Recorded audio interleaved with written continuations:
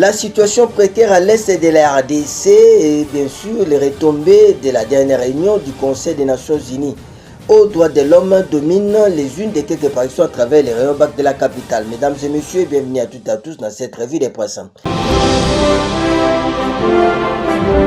Clarification du gouvernement, le pacte social pour la paix, initiative de la CENCO-SCC n'engage pas les chefs de l'État, rapporte Info 27. Pour notre confrère, la proposition d'un pacte social pour la paix formulée par certains évêques catholiques n'engage en rien les chefs de l'État et ne découle d'aucun mandat qui leur aurait été confié par ces derniers. Cette précision a été apportée par le porte-parole du gouvernement Patrick Mouyaya lors d'un briefing spécial tenu le lundi 10 février. Cette rencontre était consacrée à la restitution des travaux de la session extraordinaire du Conseil des droits de l'homme des Nations Unies à Genève qui aboutit à une résolution visant à vérifier les faits et à établir une commission d'enquête sur les crimes graves perpétrés dans l'Est de la République démocratique du Congo.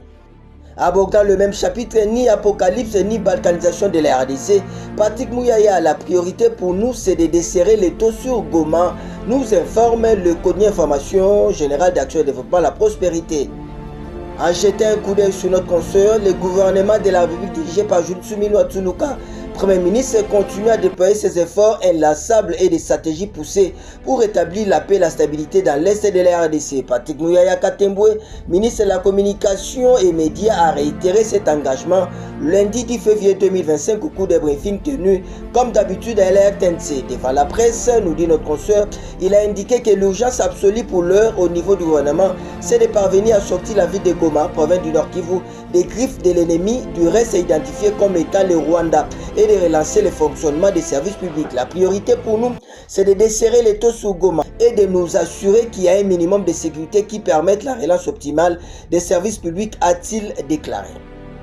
Restitution de la session du Conseil des droits de l'homme. Patrick Mouyaya, enfin, le monde entier s'élève contre l'horreur commise par le Rwanda en RDC, titre le tabloïd Forum des As. En jetant un coup d'œil sur les lignes de notre confrère, nous pouvons lire le ministre de la Communication et Médias Patrick Mouyaya lors du briefing spécial animé hier lundi 10 février a apporté un éclairage sur la situation sécuritaire et humanitaire qui prévaut dans l'est de la RDC avec la ville de Goma comme épicentre. Il a indiqué que face à ces carnages, la voix de la RDC ne résonne plus seule mais avec un bon nombre de pays, voire le monde entier, et que le discours du mensonge du Rwanda sous la houlette de son président Paul Kagame ne passera plus comme une lettre à la poste. Le discours mensonger de l'homme fort de Kigali se conjugue désormais au passé simple et non plus au présent, mieux au futur impossible. Le pays de Lumumba a chamboulé les fonds diplomatiques et prend les dessus jusqu'ici sur celui des 1000 collines, conclut notre confrère. Toujours à l'est de la RDC, crise à l'est du pays, l'ONG au-delà du handicap exige la fin des hostilités, rapporte le site d'information générale mpifoinfo.net.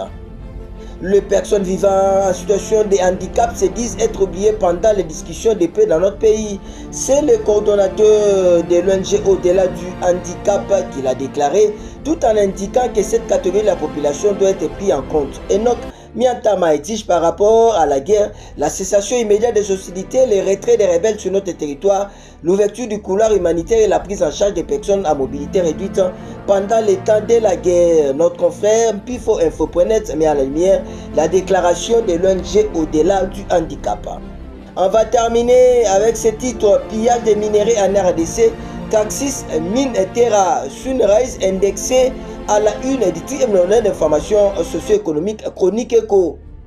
Encore notre confrère, dans un communiqué rendu public le jeudi 6 février 2025, la Ligue congolaise de lutte contre la corruption, LICOCO, indexe la société Traxis Minterra Sunrise de se servir des minerais illégalement exploités par des sujets rwandais à Rubaya, dans le Nord Kivu, pour financer les activités criminelles dans la partie est de la RDC. Après les révélations faites par certains médias britanniques au mois de janvier dernier, la LICOCO soutient dans son communiqué qu'à travers de cet écran, Traxis Europe est vraisemblablement l'un des acheteurs des minerais frauduleusement exploités dans l'est de la RDC, alimentant ainsi la recrudescence de la violence dans la région. Ça n'est donc fini pour cette revue de presse.